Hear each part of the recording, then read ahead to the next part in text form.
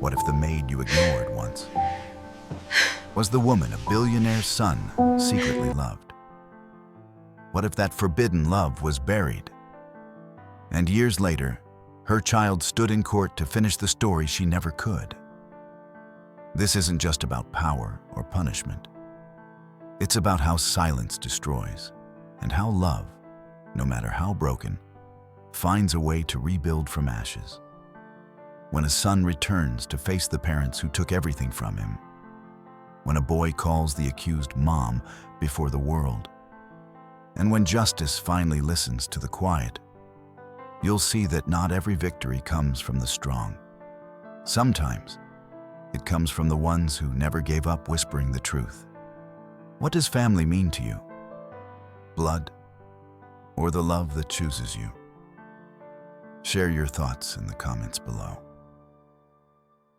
In a mansion of gleaming marble and hollow silence on Long Island, Lena moved like a shadow.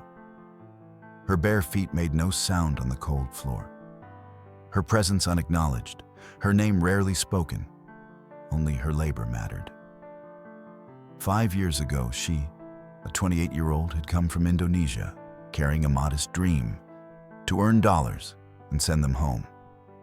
That dream was quickly crushed beneath polished floors and locked drawers. Her passport was confiscated. The promised $100 monthly wage was never seen. Meals were scraps when they came at all. Her world was the kitchen, windowless, sterile, and silent. The floor was her bed, the cleaning rags, her pillows. Days blurred into each other with bleach, bruises, and aching joints. One broken glass or moment of delay brought punishment: rubber batons, sudden slaps, or the icy silence of Varsha Sabnani, the mistress of the house. Varsha never shouted. Her cruelty came in silence, and that silence bit harder than screams. 2 months ago, Maya arrived. Barely 20, also from Indonesia, recruited by someone who called it a good job. She smiled at first, grateful to work for such wealth. But the smile faded fast. Maya had not entered employment. She had entered captivity. They didn't speak much. But at night, when both lay curled on opposite ends of the kitchen floor, a single glance was enough. They understood each other and endured together. Among the mansion's glittering halls, only one heart noticed them: Eli, the 10-year-old grandson. He sometimes left an apple tucked behind a chair or a crayon drawing of Lena with flowers on her dress.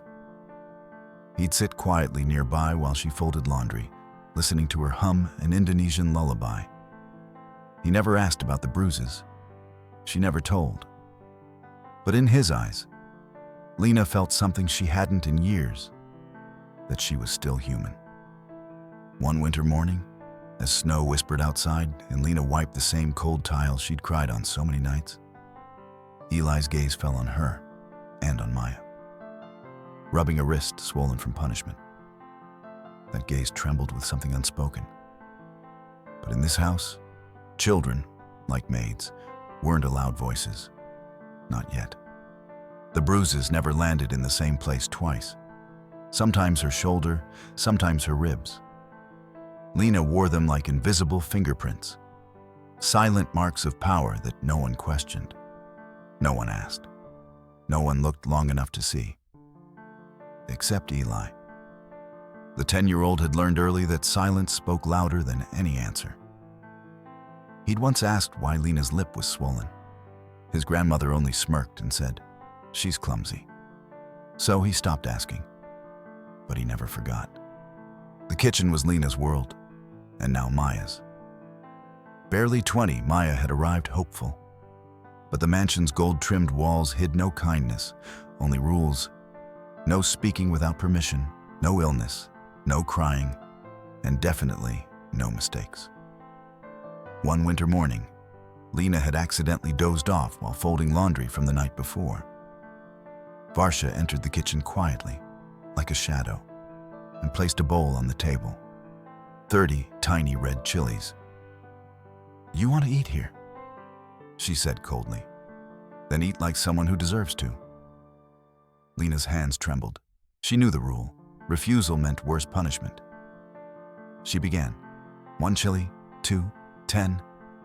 By 15, her lips were burning, her eyes flooding. She vomited on the kitchen floor. Varsha didn't flinch. Clean it, then start again. From behind the wall, Eli watched, small fists clenched, eyes wide. He didn't fully understand, but he knew it was wrong. That night, he crept into the kitchen corner where Lena slept. In his tiny hands, a cup of water, a piece of bread, and a little flashlight. "So you don't have to lie in the dark," he whispered. Lena couldn't speak, her throat still scorched, but her hand trembled as she touched his cheek. In that single moment, Eli felt something warmer than anything else in the marble house. Humanity. The next morning, Maya made a mistake. She drank a sip of orange juice without permission. Varsha's fury was swift, a strike that sent her collapsing onto the cold stone floor. Silence filled the kitchen like smoke. That night, Varsha retreated upstairs. The back door wasn't locked properly. Lena turned to Maya. One nod, one whisper. Run. Lena had never set foot in a courtroom. The silver light from the ceiling fell harshly on her pale face, and even a whisper echoed like thunder. The room was filled with journalists, scribbling headlines before facts could speak. Cameras snapped like machine guns, and the story had already been written. Immigrant maid accuses billionaire family. Housekeeper betrays her wealthy employers. Lena, frail and silent at the defendant's bench, was already guilty in their eyes. No private lawyer stood by her. The court had assigned one, a tired man who mispronounced her name and barely looked at her file. He never asked about the scars, the basement kitchen, or the years spent sleeping on a tiled floor. To him, she was a number, a case, a task to be filed and forgotten. Across from her, Varsha Subnani sat poised in designer black. Her husband Mahender, quiet and polished, checked his watch. Their legal team, well-paid, well-prepared, called Maya's testimony dramatic, Lena's bruises unverified, and insisted there were no credible witnesses. Maya, who had fled months ago, had been separated into a private trial. They said her mental state wasn't stable. Lena, however, was placed under public scrutiny, paraded for media satisfaction. The defense spoke of reputation, betrayal, and wounded family honor. No one spoke of Lena's pain. No one mentioned cold nights, aching limbs, or red chilies on a plate. A young prosecutor made a sarcastic joke. The courtroom chuckled. Lena lowered her eyes to her calloused hands, hands that once folded shirts, comforted Eli when he was sick, held him close when he whispered, "You're the only one who makes me feel safe." Now, Eli was not here. Varsha said court was no place for children, but Lena knew. He had seen. He had felt. He had understood. She prayed he had not forgotten. Outside the courtroom, talk shows debated her like entertainment. Her face was plastered on tabloids, liar or victim. Strangers sent threats. Neighbors looked away. The same women who once greeted her at the market now turned cold. Yet every morning, Lena returned to court. In the same old coat, the same cracked shoes, carrying something no one could strip away, her quiet courage. Because even if truth shattered, it still deserved to be spoken. Even if the world refused to listen, even if they all believed she lied. All except, perhaps, a boy. Sometimes justice doesn't walk through the front door. It arrives quietly, through memory, through a child, and through a father once cast aside. Lena sat still, her hands clasped, her eyes hollow. She had grown used to the sound of accusation, The sneering tone, the whispered laughter, the disbelief that burned deeper than any wound. She had prepared herself for the worst, a verdict that would erase her name and the last of her dignity. Then, the courtroom doors swung open. A man's voice cut through the tension, steady, resolute. "I wish to represent Ms. Lena Widarty." Every head turned. Standing in the doorway was a tall man in a light gray suit, his expression calm yet heavy with history. Varsha froze. Mahender's eyes widened, his composure cracking. The man was Adam Sabnani, their estranged son. Years ago, Adam had walked away from the family's wealth and power, unable to bear the cruelty disguised as prestige. In doing so, he lost his inheritance and custody of his only child, Eli. But now, he had returned, not for revenge, not for reconciliation, but for truth, and for the woman his parents had buried under silence. Behind him, Eli stepped into the courtroom. The boy looked smaller than before, yet his eyes shone with quiet courage. In his hands, he held a scratched silver phone. "I used to fix this for her," he said softly. "It's Lena's. She recorded everything. I saved the memory card." Adam handed a small USB to the judge. The recording began. Blows, sobs, the sound of fear. Then came Varsha's voice, cold and steady. "No one will ever believe you." Silence consumed the room. Even the reporters stopped writing. For the first time, Lena wasn't invisible. A father had stood up to his own blood. A boy had spoken for those who couldn't.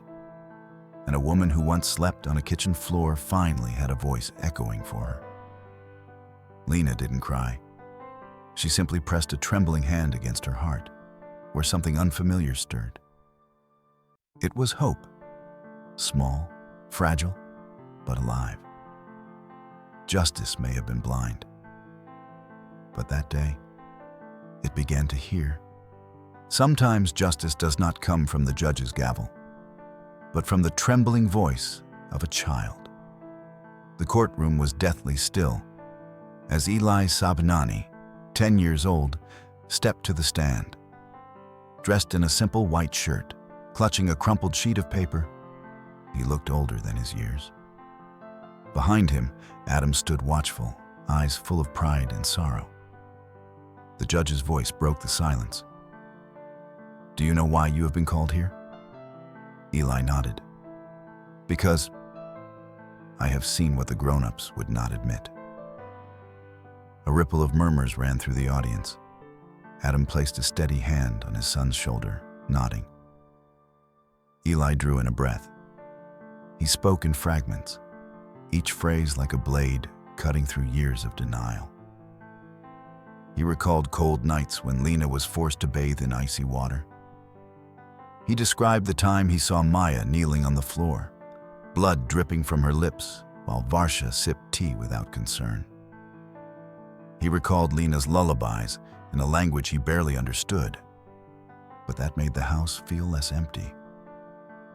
Then Eli unfolded the paper. It was the drawing he had given Lena. 2 figures standing side by side beneath a shining sun. Now it was creased and stained with dried blood. "I found it in the kitchen after she vanished," he whispered. A reporter's cry cracked. Then the courtroom held its breath.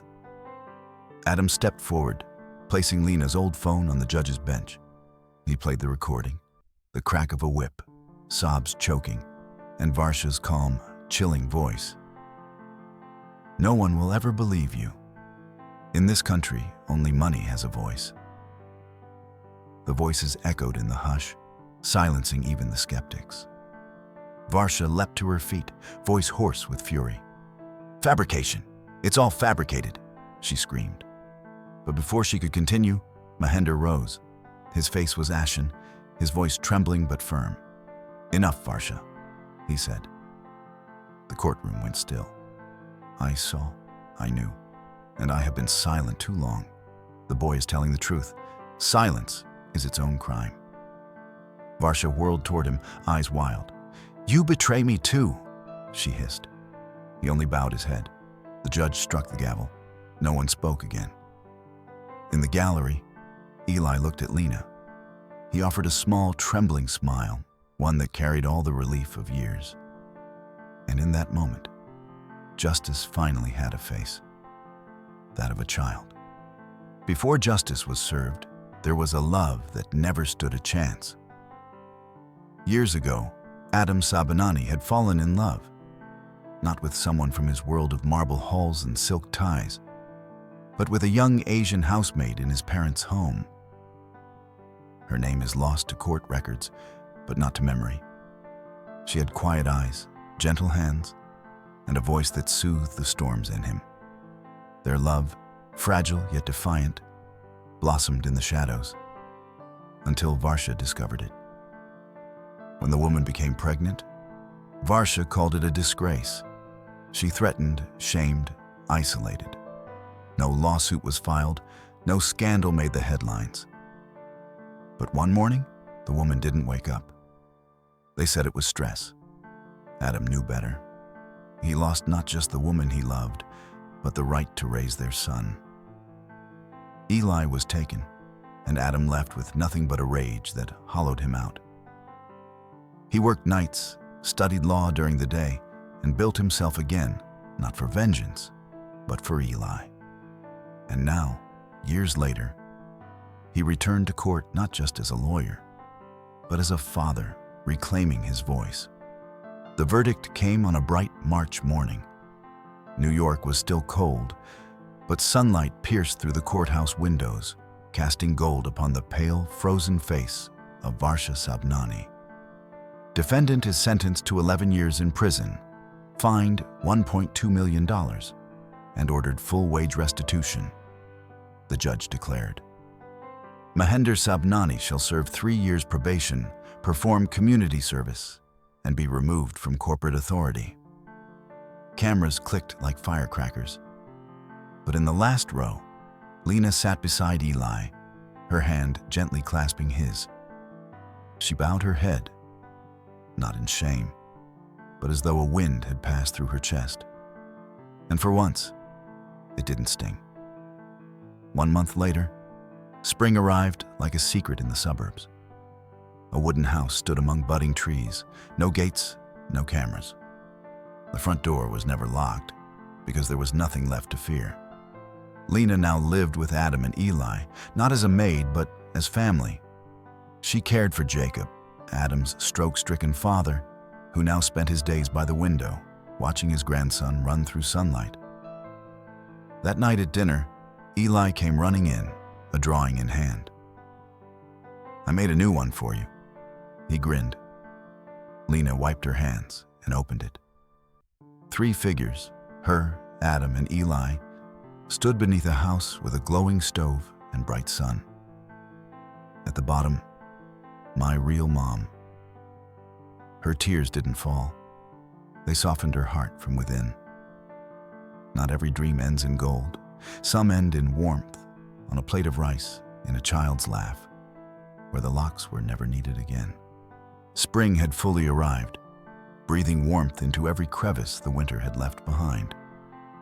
In the little wooden house, laughter replaced old silences. Lena woke early that morning, but not from fear or duty, simply because Eli had tiptoed in and curled up beside her, whispering, "Today feels like a special day." Downstairs, Adam brewed coffee, flipping through case files. Not as a man drowning in law books, but as a father rebuilding his life. Across from him sat Jacob, silent but watching, his gaze softer now, his breathing steady. Later that day, the 3 of them, Adam, Eli, and Lena, visited a quiet cemetery on the edge of town. No fanfare, no expensive headstone, just a small plaque that read, "Mei Lin, loved in silence, remembered in full." Lena knelt down first, whispering something no one else heard. Adam stood still, his hands in his coat pockets, while Eli placed a single yellow flower at the foot of the grave. I think she would have liked spring, he said quietly. The truth had been told in court, but some truths live deeper than records. For Lena, Mei Lin was more than a memory. She was the unspoken thread that had connected pain to redemption. And for Adam, she was both the wound and the compass. That evening, Eli found a small wooden box under his pillow. Inside was the silver phone he'd once repaired, fully restored, along with a note. For the voices that were once silenced, keep them safe. He looked up at Lena and asked, "Can I record my own stories too?" She smiled. "Yes, baby, tell the truth, always." Outside, dusk painted the sky in lavender and gold. No guards, no gates, just a home where no one had to ask permission to be loved. And in the corner of the house, beside the piano and the laughter, sat a new painting. 3 figures again, only this time, the house behind them had no locks on the door. Just a sign, scribbled by a child's hand. Home, for real this time. Not all wounds bleed, and not all heroes wear capes. Lena spent years in silence, not because she had nothing to say, but because the world refused to hear her. Until one girl dared to run, one boy dared to speak, and one father dared to stand for what was right. And the truth was finally seen. Silence had once been the weapon of the powerful, but now it was broken by whispers of love. This story isn't just about justice. It's about the choice to stand on the side of what's right, even when it means standing alone. If you've ever thought your voice was too small to matter, remember, Lena, kindness doesn't need to be loud to be powerful. Sometimes the softest voice is the one that changes everything.